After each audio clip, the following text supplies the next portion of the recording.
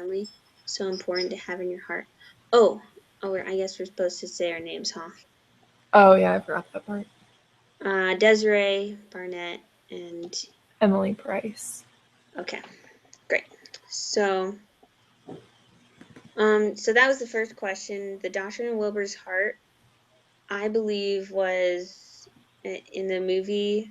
We watched how he came to find how God found him, and so I think maybe the Doctrine in Wilbur's heart was uh, basically just that God is our creator. As simple, as simple as that. And then, if He's our creator, um, to everyone on the earth, then we're all brothers and sisters, and so we have all the same creator. I think that was the doctrine behind Yeah, it. that's what I put too. And then I also put that um, how like we were all created in the image of him. So like along with the slave trade, even though like they're black, they're still created in the image of like Heavenly Father and stuff like that. So Yeah. And then why is it important to have the doctrine of the family? So why is the doctrine of the family important to have in your heart, to be passionate and persistent? And I think that it's important to have it because have the doctrine of the family, and be passionate about it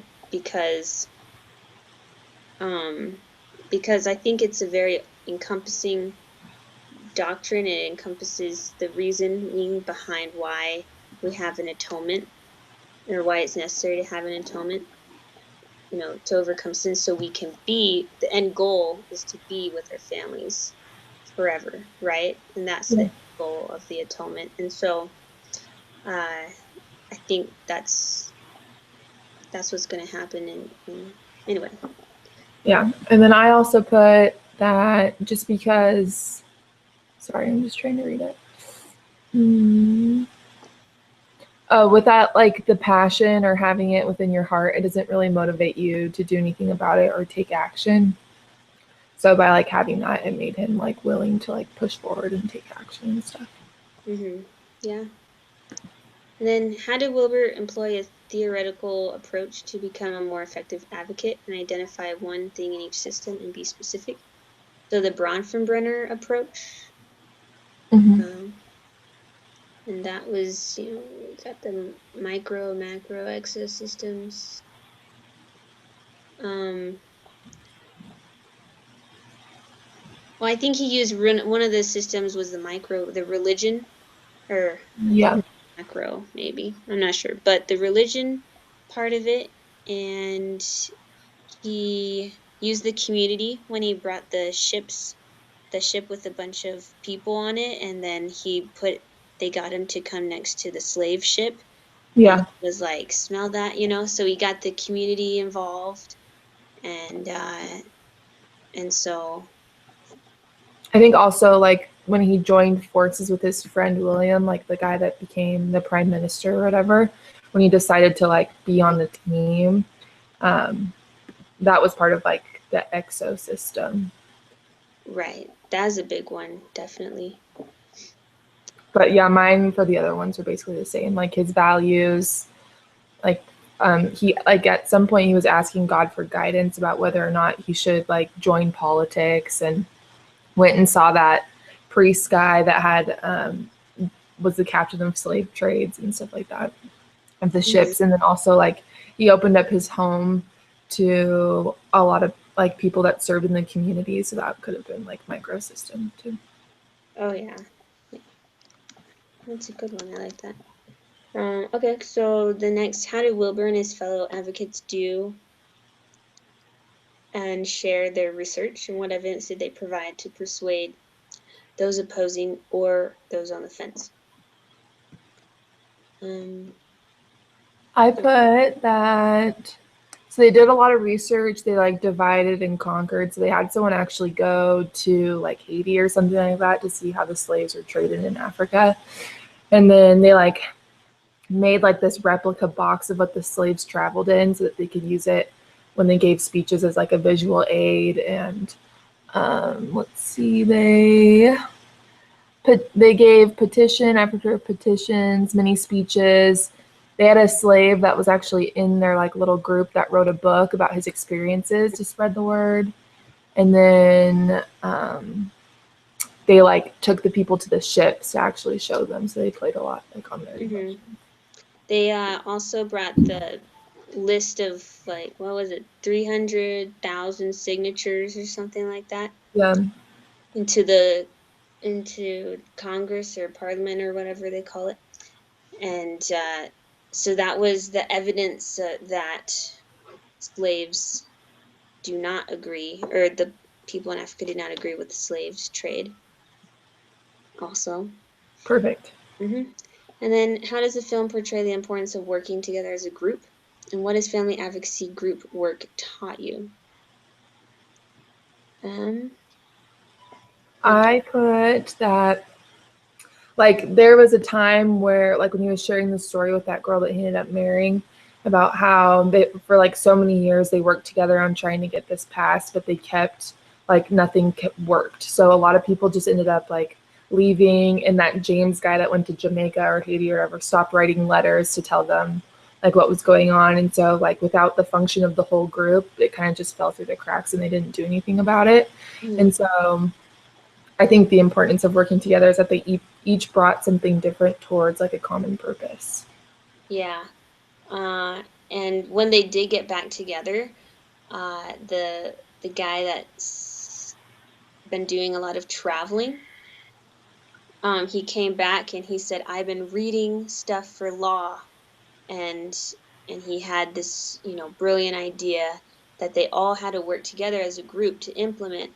For example, he went to the minister and said, "We're going to do it in this way, and we need you to help us and find someone who's a boring guy to present the bill." And so, even the guy that was on the fence, they went to him and worked with him as a group. So, yeah, Yeah.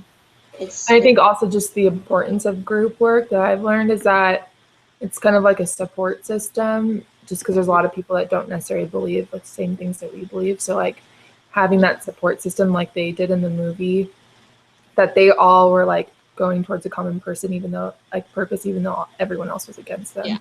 So I think that's a Oh, big.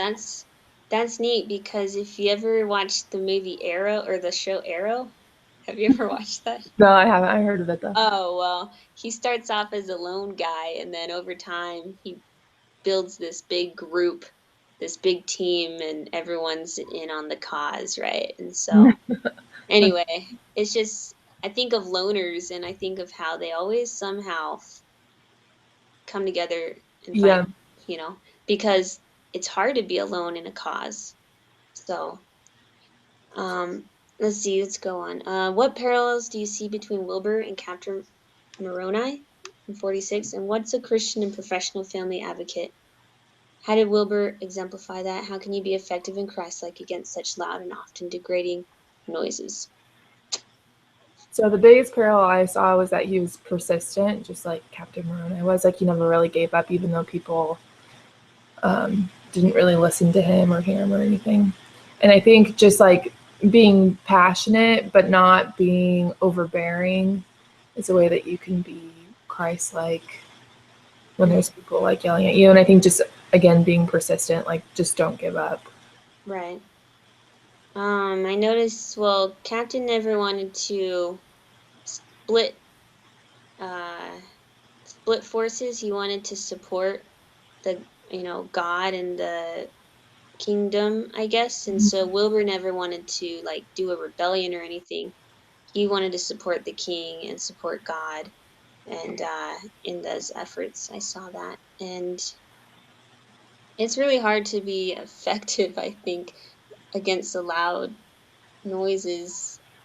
I don't I don't know if I could be so cool like Wilberforce or whatever. Yeah. Yeah. Yeah, I don't know.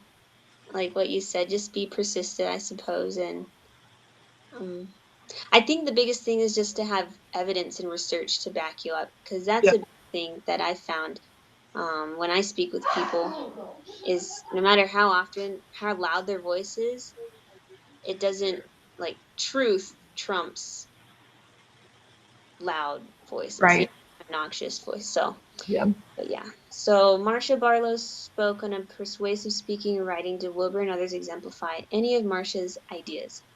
How so? Well, lots of research, like you just said. Um,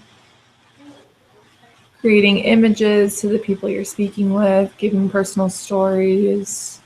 Yeah, like on the boat. Yeah. Yeah, he was like, "Hey, 200 slaves made it to the continent, and 600, were on the boat when it started." And so he told a story, right? Yeah. So it was one of those persuasive speaking tools I saw. Yeah. And sorry, did I interrupt you? No, you're good. You're good. I didn't really have anything else to say to that. Okay. And what role did the government policy and religious freedom play in the fight of the slave trade? Did you see the being pro-family? Why are we not? I put that the role of the government in the policy and religious freedoms, well, especially like the government, it was more of like a barrier, I guess, that Wilbur had to overcome because they were so persistent in not letting him be heard. But I couldn't really think of any other role that they really played besides this barrier that he had to overcome. Mm. Um, it seems like there's just it's really neat how the government and even just like change in one little tiny piece of policy brought down the whole slave Yeah. trade. And so I think the role that they played was that government and policy played was just to show you that by small means, great things can come to pass. Yeah. Sometimes we think of government as a big thing that sheds light or direction and law over everyone, but it's really the government is made up of a bunch of people who have ideas and morals that they want to implement, and so Right. it's small things that I think. And then, did you see the political system being pro family? Um, Not really. Like I felt like they like a lot of them focused on getting married, like that was important for them, but nothing was ever really mentioned besides like Wilbur. You saw Wilbur with his wife a few times, but there was nothing really ever mentioned about the family, and the government never really spoke mhm. about women or family at all in any of their meetings or policies. It was more just like about the men and about Yeah, them. So I noticed that too. Even the prime minister, I didn't see him trying to pursue anyone or yeah. advocating for any type of, yeah, family movement there. Um, so did you feel that Wilbur used his time on Earth well, and how do you see him showing the elements of consecration that Ellery Christopherson spoke of? I think he used his time well on Earth, for sure. I think this time between his reflection period of what he was going to do when he found God and going in politics as well, I think that was even a very good use of his time, even though some might think it's a waste of time. I feel like it's a type of meditation and type of coming to find himself. So I think, yeah, he definitely did. Even when he was out away from London, he Yeah. still had the fight in him. He was sick, but he still had the fight in him, and he might have been just recuperating and I don't know, No, yeah, that's good. waiting out the storm Yeah. until he could make his move. So, And then as far as like the elements of consecration, he he labored a lot, like physically, just traveling a lot. And there was like a point in the movie where he was doing something and like he like passed out or something like that because he was working too hard because he was sick or, during that time. And then it's a big one. also that he understood that every life was a gift from God and deserves to be treated like such. And he lived his life in a serving manner and with integrity. So I think those Yeah, were the big laws, elements of consecration that I saw. definitely. And then, yeah, I noticed those too. Any other profound thoughts or personal insights from the movie? related? One thing that I liked is, even though it was really short, was just like the little clips of him with his wife and children, and just how he was so genuine and sweet and honest. And even though he was doing a lot for the government, he still made a lot of time to be with his family as well. Hmm. Yeah, I like that. Um, I don't know if I have any other thoughts, but It's okay. uh, but our understanding of the doctrine of the family, how has it changed from the beginning of the semester to now? Um, so I guess I'll go. Um, I'll go. No, my understanding of the doctrine is I at the beginning of the semester I believe that the family that any relationship we have with anyone here on earth extends. Doesn't matter if you're married or not to into the eternities. I think that's our part of our doctrine, what we believe. And Mhm. so I always felt like that was the doctrine. That's part, that's the doctrine of the family is our relationships, no matter who they're with, will extend, will live on forever, which is why God asks us to not judge, to be nice to people, everyone, not everyone, even, people not in our family, just everyone, right? And Right. so I don't feel like that has changed. I feel like it's expanded though, to include, that it's not just building relationships, it's fighting for those relationships too. And that's a big one that I found is that there's a real fight and a war that is going on that I didn't realize I had to actually fight for my relationships and fight for, um, helping people. Who knew that you had to fight just to help people? And Right. but yeah, that's something that's changed. What about you? Well, I felt like, I don't know, I've taken a lot of family classes that focus a lot on the proclamation, which I'm sure you have too. So I felt like I had a pretty good grasp on it.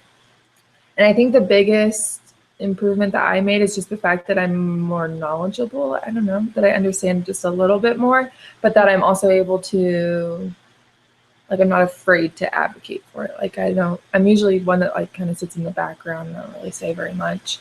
But, like, I found myself being more willing to do that just because I was more informed about, like, the Same here. basics. I don't know. Yeah. That's the best thing I could come up with. Yeah, same here. Well, I think that's all we have to Cool. talk about. But thanks for calling, setting it Yeah, up. of course. Sorry I missed it. Oh, Like, yeah. I should have been on top of it. Yeah. Don't even worry. Are you gonna or so are you posting that to the Yeah, I just posted the link like a second okay. ago, so we should be good. And then we're just supposed to do like that little peer evaluation Okay. thing, right? No problem. All right. Thanks so much. Okay, All right. awesome. Take care. Thanks. See ya. Yes. See ya.